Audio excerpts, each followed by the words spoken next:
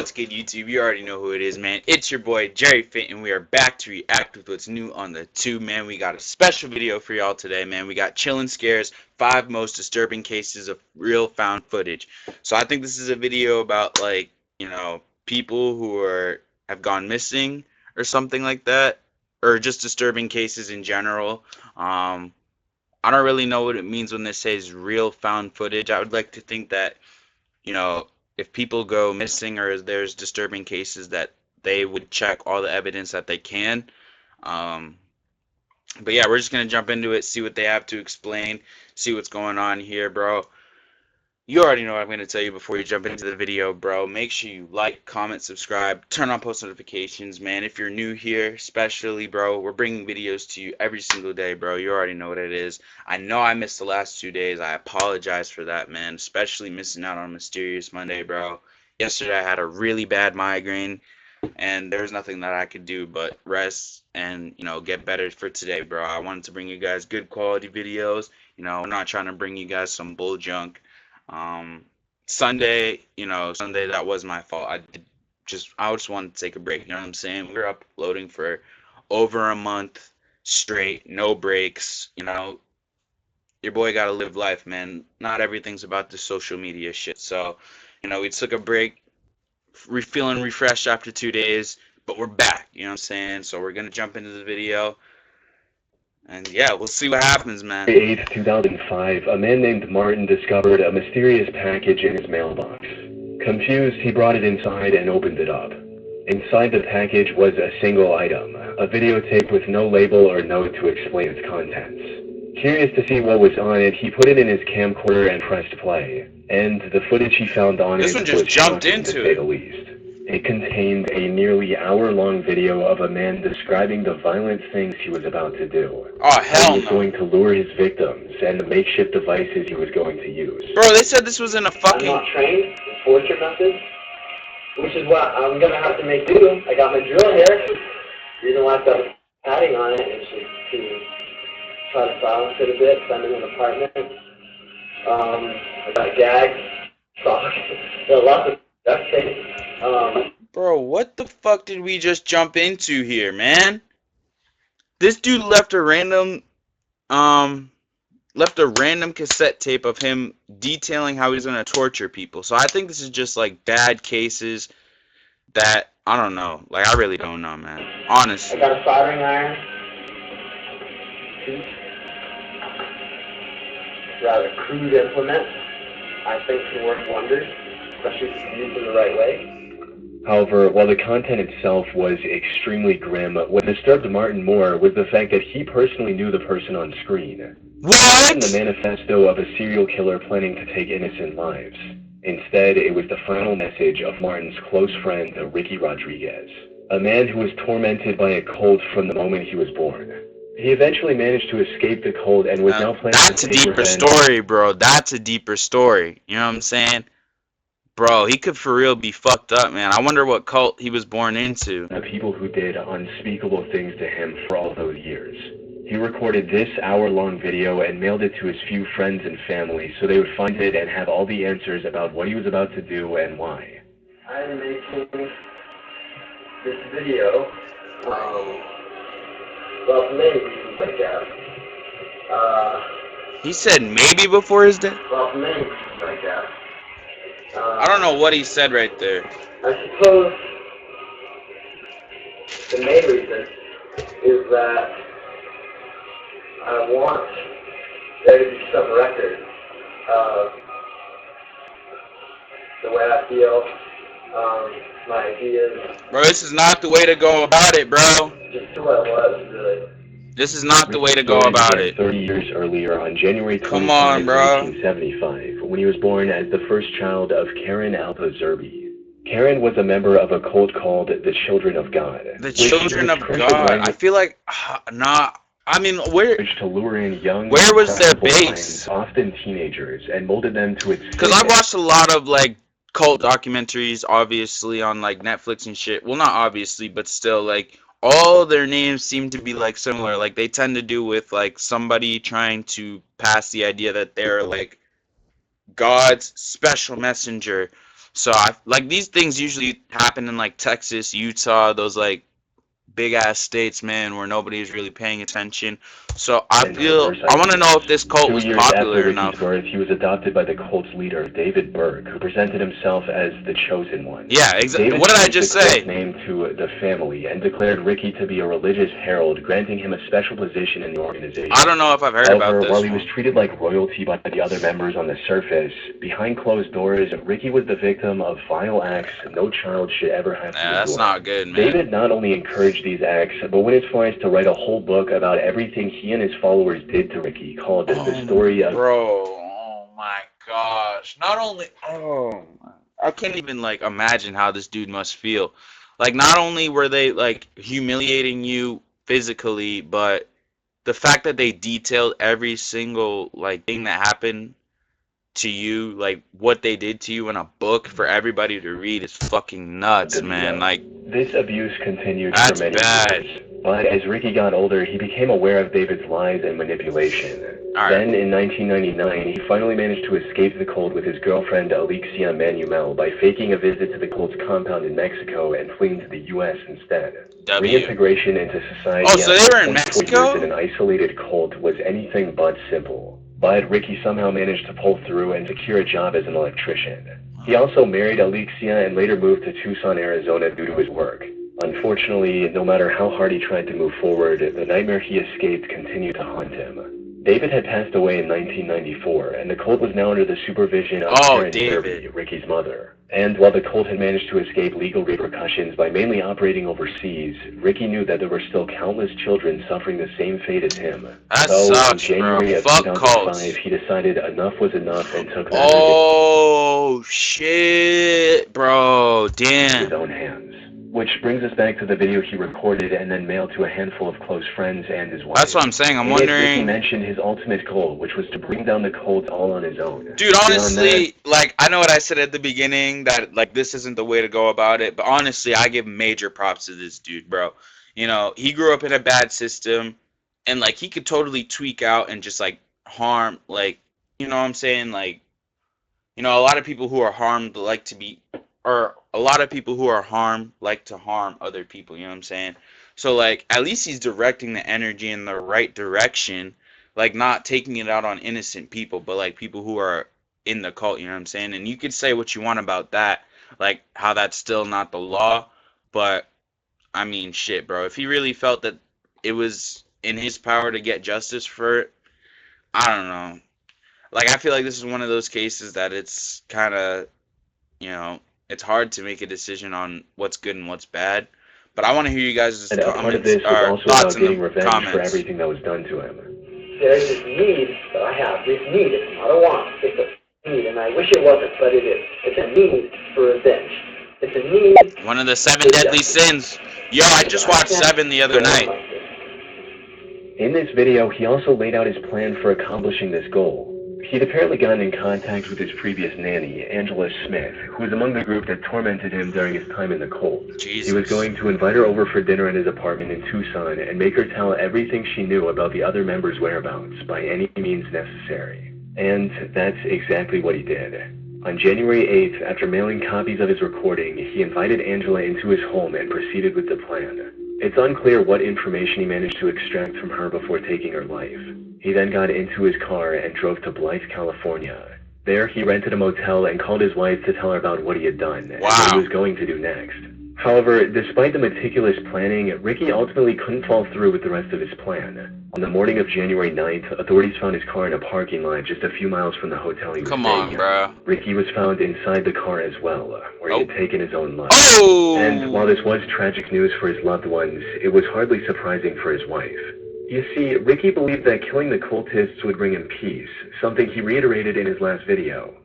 I can imagine how I would feel, how liberating it would be. But that's not what happened. During his call with his wife, he confessed that despite his anger and resentment, killing Angela was the hardest thing he had ever done. Taking revenge didn't bring the comfort he was looking for. That's what I'm saying, bro. Leave it to God, man. And decided to end it all that night, leaving his friends and family with this hour-long video to remember him by. As for the family cult, it remains active to this day under the leadership of his mother. Bro, no, that's fucked up, man. Bro. Fuck cults, On dude. October 4th, 2006, at approximately 6:15 a.m., the Barrie Police Department received a chilling call from a woman saying, "My children are dead," Oh. in a calm and quiet voice. What? The disconnect between her tone and the situation she was describing was extremely unsettling. When asked what happened, she replied, "I don't know, I don't remember." I don't like that. Police officers immediately rushed to the address she provided and knocked on the door of her apartment, bracing for what they might find. The door opened, and they were greeted by 31-year-old Frances Elaine Campione. When the officers asked her about the children she mentioned on her call, she replied in the same disturbingly calm voice, stating, "Yes, they're dead. They're on my bed." What does that As the mean? officers entered the master bedroom, he saw the remains of two little girls, Come 3-year-old on, bro. Serena Why and is she just 19. sitting there with them? Like, bro. Oh my god. I can't understand how people have like problems like these that go so unnoticed. Like, where's the husband? If you think your significant other is crazy, dude, why would you leave them alone with your kids, man? Were dressed in clean clothes and were also wearing necklaces and earrings. However, their skin was starting to turn blue, suggesting they might have been deceased For for a quite some while. time. Yeah. One of the Come officers on, also man. noticed a small bruise on Sophia's forehead, and that was it. There was nothing else in the room that could have explained their deaths. But as the investigators looked through Elaine's apartment, they found a camcorder with footage that explained everything. Bro, that's The so recording sickening. started on a wholesome note, showing Elaine surprising Serena with a new bike on her 3rd birthday on August 8th. Hi, Serena. It's August 8th, 2006. Happy birthday to you. Happy birthday to you. Happy birthday, Serena. Happy birthday to you. Serena's 3 today. Yay! Like, how are you gonna start the video like that and then end up just killing your kids, bro? Like, I don't even need to see the rest to know that this bitch probably fucking killed them. Like, Can we go to the living room and see if you've got any birthday presents from the birthday series? Yeah! Okay, let's go.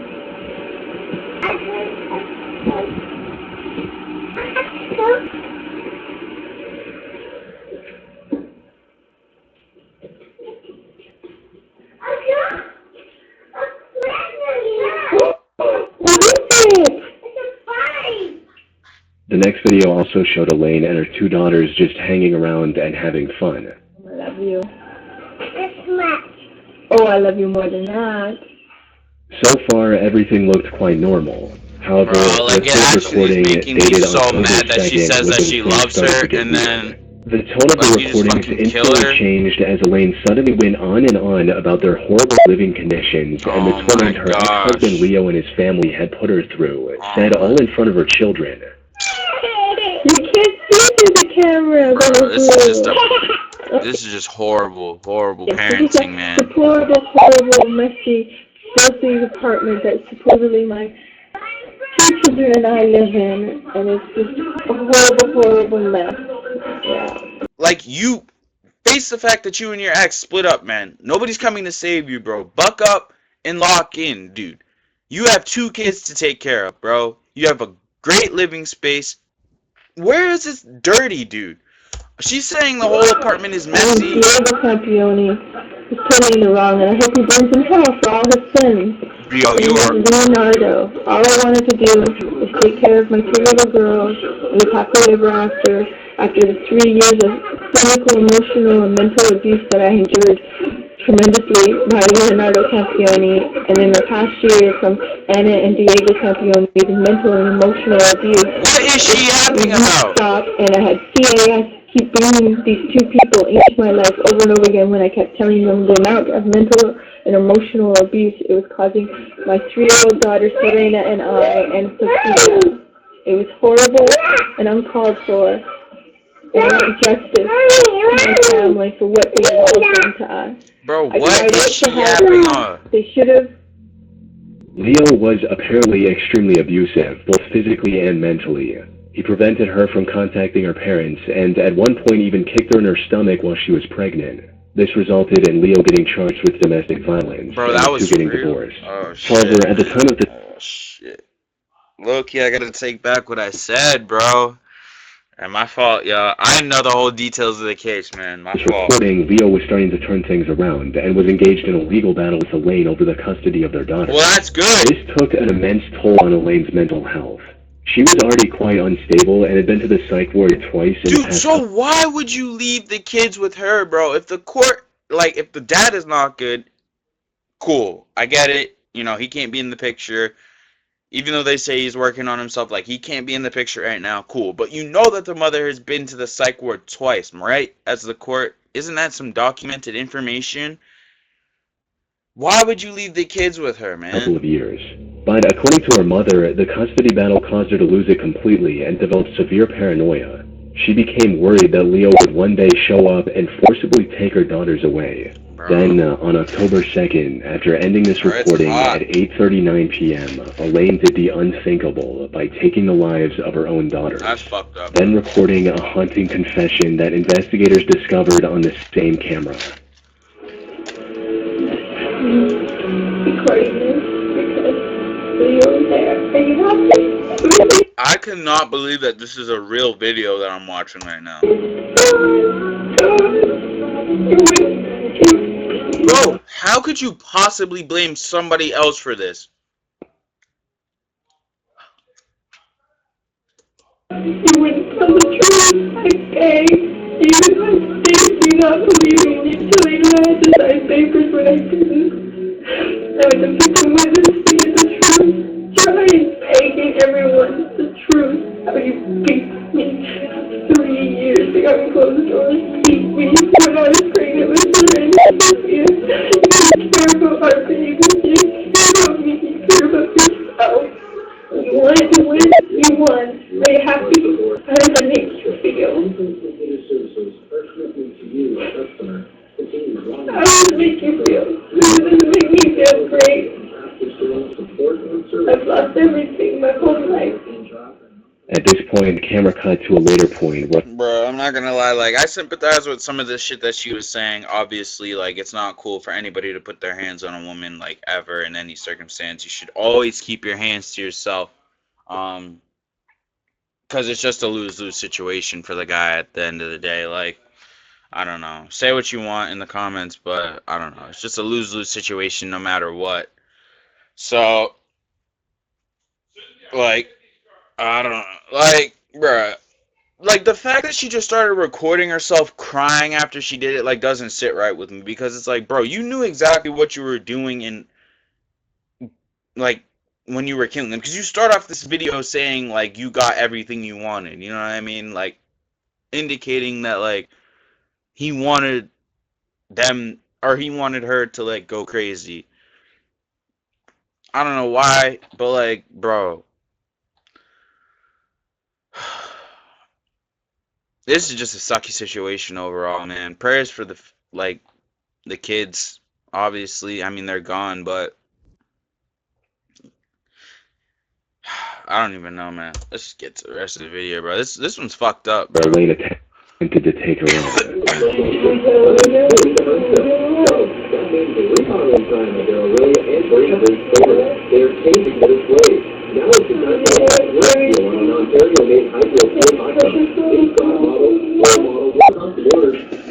Bro, you know what you did. You're literally recording evidence of you knowing what you did. Like, this cannot be a case where it's like mental insanity. Elaine was arrested Just on the bad spot and was decisions. later charged with murder, with the found footage in her home serving as crucial evidence against her. Yeah, that's She was really ultimately good. sentenced to life in prison Good. with the possibility of parole after 25 years. When was she arrested? Anybody know? Years ago, the Bureau of Land Management published a public service announcement dubbed Stay Out and Stay Alive, educating viewers about the countless dangers of exploring abandoned mines, including the very real risk of cave-ins, volatile explosives, wild animals, and entire sections without oxygen. However, the most chilling part of the video was the story and the accompanying found footage of an accident that had occurred years earlier. That's On crazy. July 4th, 1998, a group of young men found an abandoned mine in Nevada and decided to explore it for fun. Though, surprisingly, the boys seemed acutely aware of the mistake they were making right from the start. As you see Briz pointing out, stay alive, It's a good point, but we're not too smart, so we're gonna go anyway. This is an unsafe mine, danger. I would never do some shit Yet like the this, allure man. of exploring a place untouched for decades was too tempting for them I'll to leave that ignore. for a certain group However, of the people. deeper they went into the mine, the more dangerous it became, with the boys walking over sketchy wooden bridges to continue their journey. They even found signs of the mine caving in, but chose to ignore those signs just to venture deeper. If you look at all this, there's lots of rocks and stuff that have fallen from the ceiling, which indicates that probably not a good idea to be walking this way. And, well, they've already fallen, so they're not going to fall again. Well, there's where it falls still. An important thing to keep in mind is that these weren't professionals with prior experience of safely exploring abandoned mines. This was just a group of boys looking to do something cool and film the adventure. Man. They could have easily plunged to their deaths down a 1,000-foot mine shaft or gotten lost in the miles. They had no equipment, nothing, which bro. started looking more and more likely as time went on. We gotta remember where we're. Okay, we got out here. Who's making these ices in clip? Grant? Where are they made? That in stuff. Okay, they're all down the next one.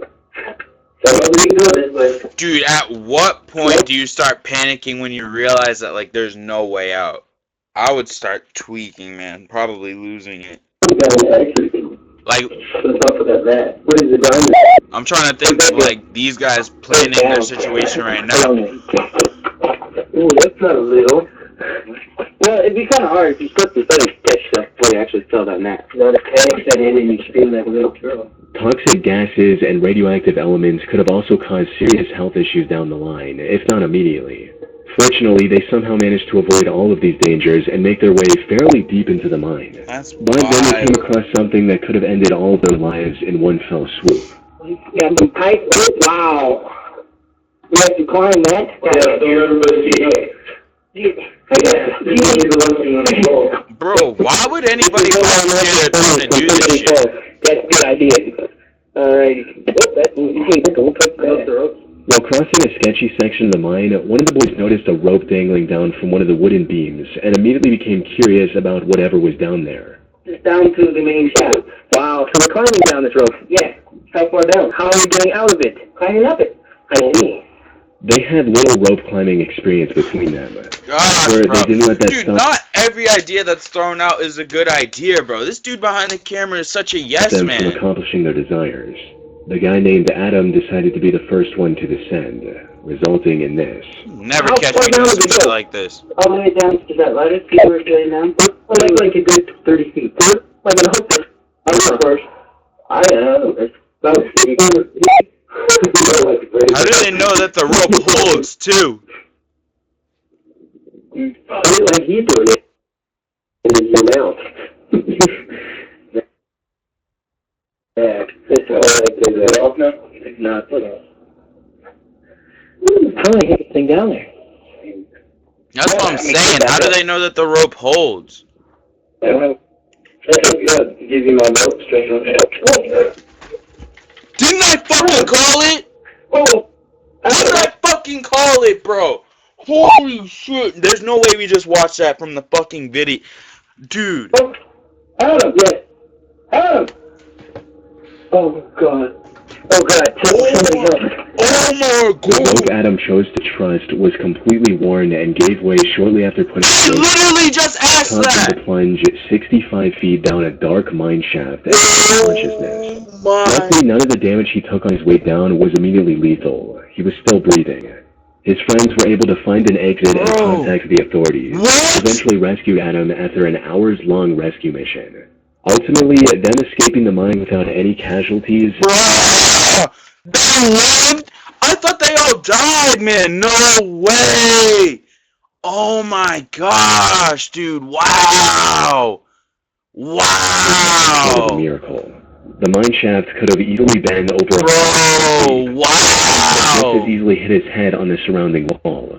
Both of these. Dude, imagine how he must have felt. And the way that he didn't die, imagine how he must have felt fucking falling, bro. Probably thinking this is it, bro. Oh my god. I literally cannot imagine a scenario like this. The group this. could have gotten stranded in the shaft if the rope broke when the last person was going down. Holy With no way to shit. contact the outside world, the group would have likely died of starvation. Fortunately, they were able to walk away from this terrifying experience with just a few broken bones along with cuts and scratches. Oh my gosh, man. Wow. On the 25th of February 2022, the Korea Fuel Company hired maintenance workers to reopen one of the underwater pipes connecting their oil unloading dock and refinery. The operation team included 5 men: Christopher, Kazim, Yusuf, Rishi, and Faisal. They were going to use a pressurized habitat to inspect the pipe and make any necessary repairs. However, shortly after entering this habitat, all 5 men disappeared from the work site, leaving those on the surface to wonder what could have happened. It wasn't until rescuers found footage from a GoPro mounted to one of the divers' suits that the full truth came to light. Damn. The footage showed the men struggling to open the valve keeping the pipe shut, prompting Kazim to go get a wrench. He returned to the habitat and handed the wrench over to his co-workers. But then, a few seconds later, this happened.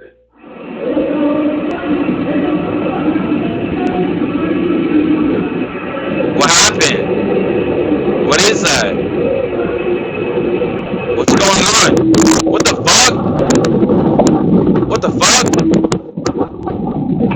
What the fuck? The moment the valve was opened, its low pressure created a powerful vacuum. Water rushed into the habitat, while the pressurized air violently forced everyone into the pipe. Oh, yeah, all that's 5 not of the men good. were forced into the 30-inch wide pipe, faster than they could blink.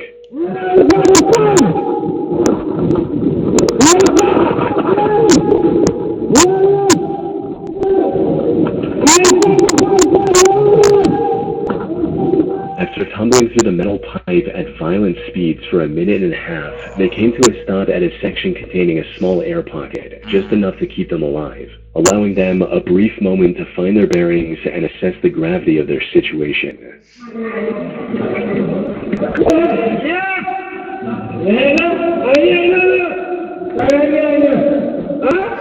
So at least they're not dead off rip, but what's going on? Imagine how scary this fucking All of situation them were is. barely breathing, and one of them had also injured his leg. And while the air pocket was keeping him alive for the moment, it wasn't going to last very long. So, with no other option, the 2 men at the front, Christopher and Faisal, started moving forward in hopes of reaching the pipe's end and getting help for the other 3. But after making their way through several flooded sections, Faisal lost hope and refused to go any further. Why?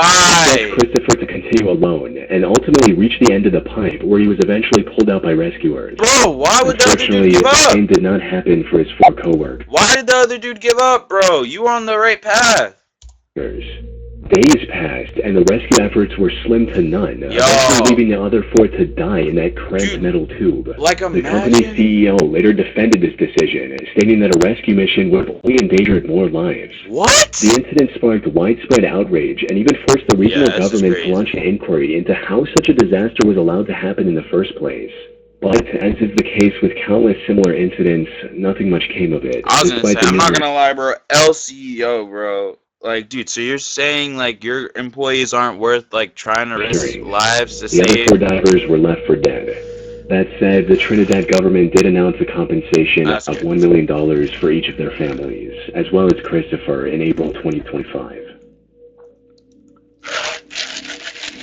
That's nice. On April 28, 2000, 22-year-old Russian diving instructor Yuri Lipsky decided to reach the depths of the Blue Hole in Dahab, Egypt.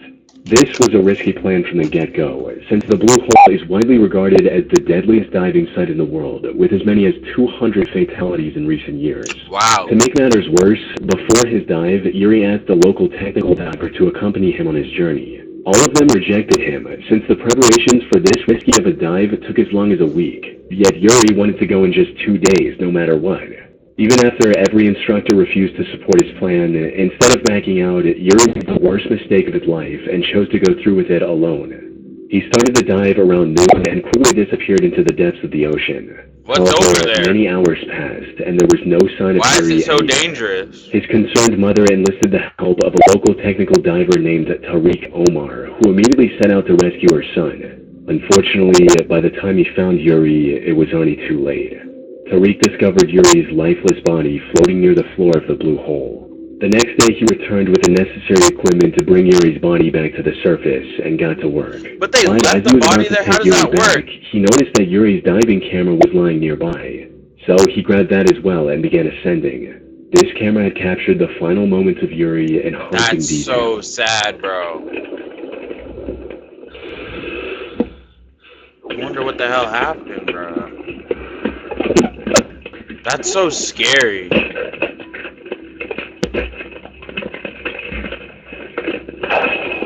Does anybody know what's going on? Like, if you're a diver or something, can you explain in the comments? The Like, dive is he started losing like air? any other, with Yuri swimming alongside many other divers. However, it wasn't long before everyone else faded from view as he started to descend deeper into the blue hole. And that's when all the worst possible things started happening in rapid succession. It started with him failing to keep his gas levels under check, resulting in him getting nitrogen poisoning and becoming extremely disoriented. Yeah. By the time he realized his situation, he was already sinking like a rock. He started panicking and began inflating his buoyancy control device quickly to avoid sinking any further. Tragically, this backfired. The buoyancy control device bursted due to the rapidly increasing pressure, leaving Yuri no way of safely returning to the surface. That's tough, man. How far deep is it, the blue hole? Does anybody know?